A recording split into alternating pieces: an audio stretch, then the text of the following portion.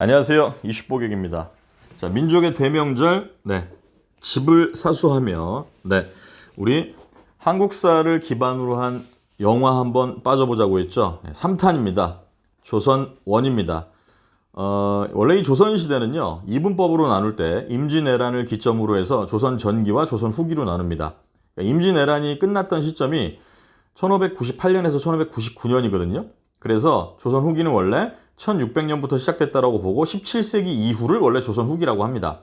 근데 저희가 이제 이번에 영화를 선정하는 과정에서 일단 편의상 임난 때까지를 조선 전기로 넣어서 조선 원으로 잡았습니다. 일단 첫 번째 작품입니다. 첫 번째 작품은요, 세종시대 성군 조선의 요순으로 평가받았던 우리 한국인들이 가장 좋아하고 존경하는 인물 중 한 명인 세종대왕 시절을 모티브로 한 천문이라는 작품입니다. 실제 주인공은 이제 장영실이죠.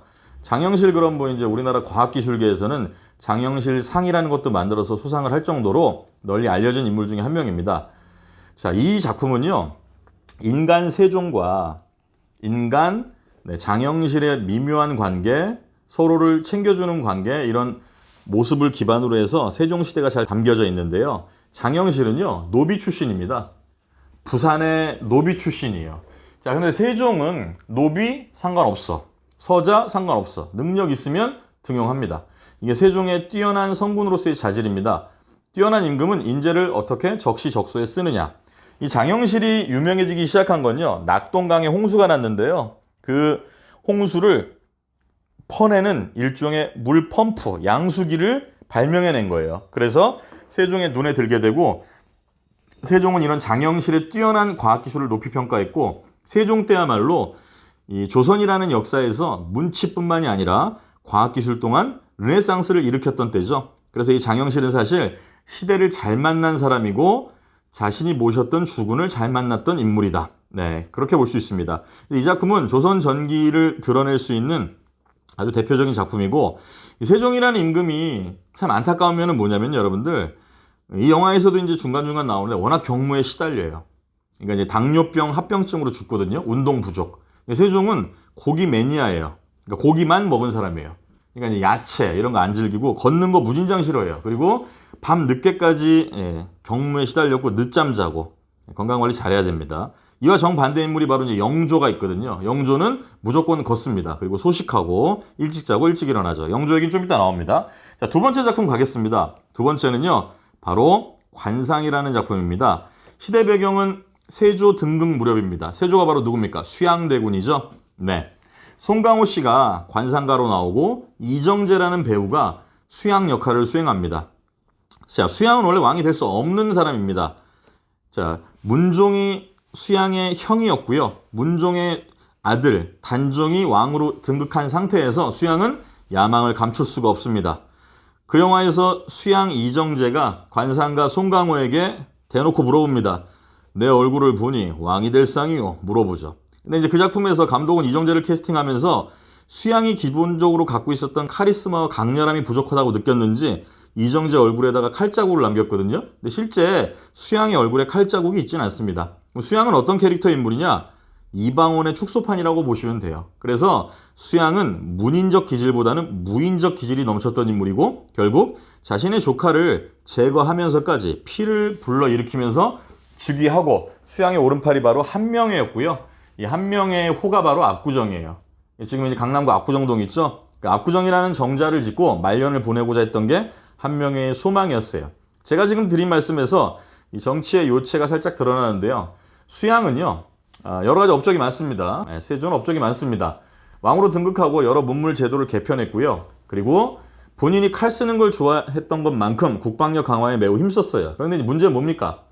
우리 현대사에서 수없이 등장했던 군사독재 정권의 폐해가 뭐였죠? 정실인사, 조폭식 나눠먹기 정치, 이런 식으로 돼요. 그러니까 제도에 의해서, 시스템에 의해서, 행정 시스템을 운용하는 관료들에 의해서 정치가 제대로 운용되지 않았고, 수양이 누구를 더 총애하느냐, 누구를 편애하느냐에 의해서 정치가 좌지우지됩니다. 그래서 상당히 혼돈의 시대이기도 했다라는 점. 두 번째 관상이었고요. 세 번째 작품은요, 세 번째는 바로 연산군 시대를 배경으로 했던 이준익 감독의 작품이 있습니다. 그게 바로 왕의 남자라는 작품입니다. 자, 연산군 그러면 뭐 우리가 너무나도 익히 잘 알고 있는데요. 여러분들이 모르는 사실만 제가 조금 얘기하면요. 연산군은 개인적으로 좀 안타깝습니다. 왜냐? 연산군은요. 정통성 있는 왕이에요. 성종의 적통이었어요. 즉 정실 부인의 큰아들로 태어나서 성종이 총애했습니다.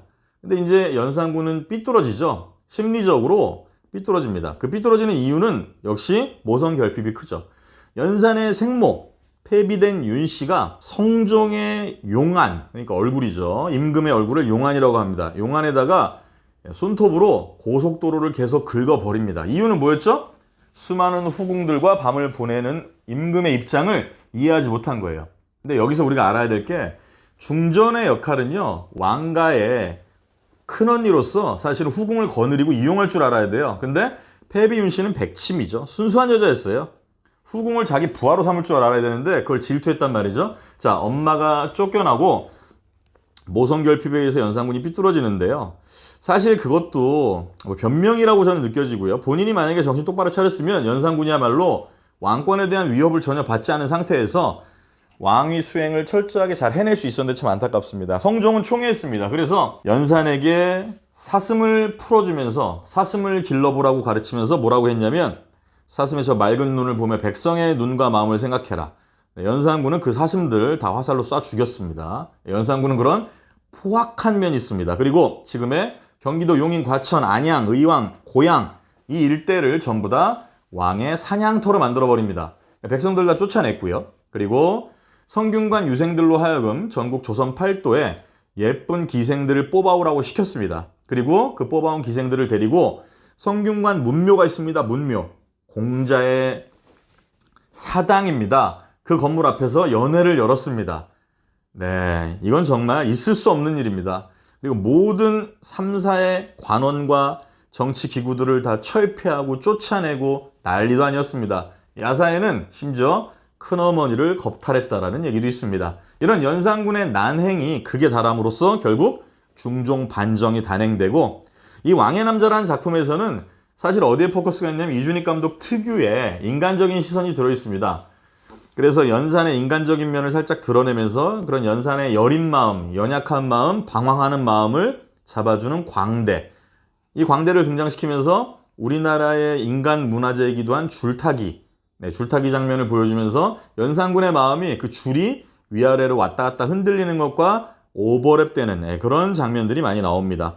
보실만 할 거고요. 자, 네 번째 작품은요. 바로 명량이죠. 명량. 이거는 뭐 제가 감히 말씀드리지 않더라도 여러분들께서 너무나도 잘 알고 계시는 충무공 이순신 장군의 전하 신에게는 아직 12척이 있사옵니다. 12척의 배로 333척이 넘는 대선단을 맞이해서 약 130척 가까이를 무찔렀다라고 합니다. 거기에 대해서 이제 무찌른 배가 몇 척이냐, 우리 배는 몇 척이었냐 이걸 가지고 논쟁하는 건 별 의미가 없고요. 실제로는 전투선, 우리의 전투선은 12척, 고깃배는 1척, 그래서 총 13척이었다라고 하는데요.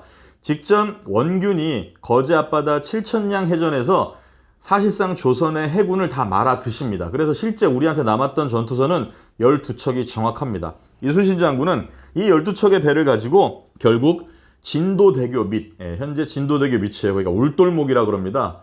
그러니까 바다가 소용돌이칩니다. 그래서 여러분들 보신 적 있을 거예요. TV에서 그 진도대교 밑에서 어떤 아저씨가 뜰채를 가지고 파도를 거슬러 뛰어오르는 숭어를 맨손으로 잡아내는 그런 장면이 있거든요. 거기가 진도대교인데 파도가 소용돌이를 쳐요. 그래서 이순신은 적은 전투선으로 대함대를 맞이해서 그 지형 지물을 이용해서 그쪽으로 유인하면서 결국에는 대승을 거둬냅니다.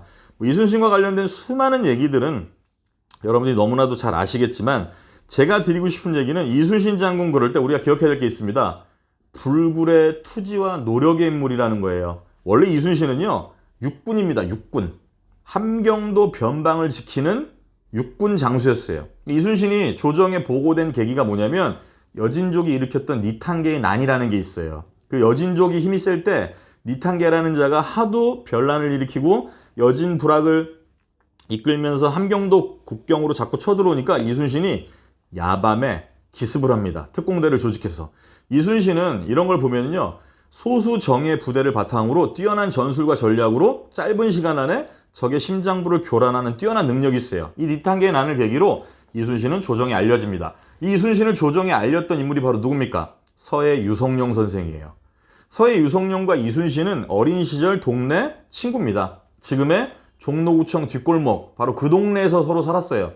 이순신은 매우 불우한 집안이에요. 윗대 조상님들은 이성계와 함께 조선을 건국하는 데 앞장서시면서 상당히 윤택하게 사시다가 이순신 아버지, 할아버지 무렵부터 정암 조광조와 연루되면서 사실상 멸문의 위기. 그러니까 이순신이 어린 시절 주로 어디서 보내죠? 아산에 있는 외갓집에서 보내게 됩니다. 그래서 아산에 현충사가 있는 거고요. 이 이순신의 어린 시절 품성이 누구의 글을 통해서 잘 드러나느냐? 유성룡의 글에 보면 잘 나와 있습니다. 그런데 사실 어느 정도로 강직하고 고집이 세느냐? 나이와 지위, 고하를 가리지 않고 돌멩이를 던지면서 자기 고집을 관철시킬 정도로 강직한 인물이었다라는 평가가 있습니다. 그러다 보니까 이순신은 초창기에 진급을 못합니다. 백이 없습니다. 아부할 줄 모릅니다. 원리 원칙주의자입니다. 그래서 이미 임진왜란 이전에 백의종군을 한번 경험했고 변방의 변방을 빙빙 돌던 이순신을 유성룡이 천거해서 결국 역사의 한복판으로 나오게 됩니다. 자, 여러분들 여기까지 조선 1이었습니다. 우리 조선 2로 다시 뛰어갑니다.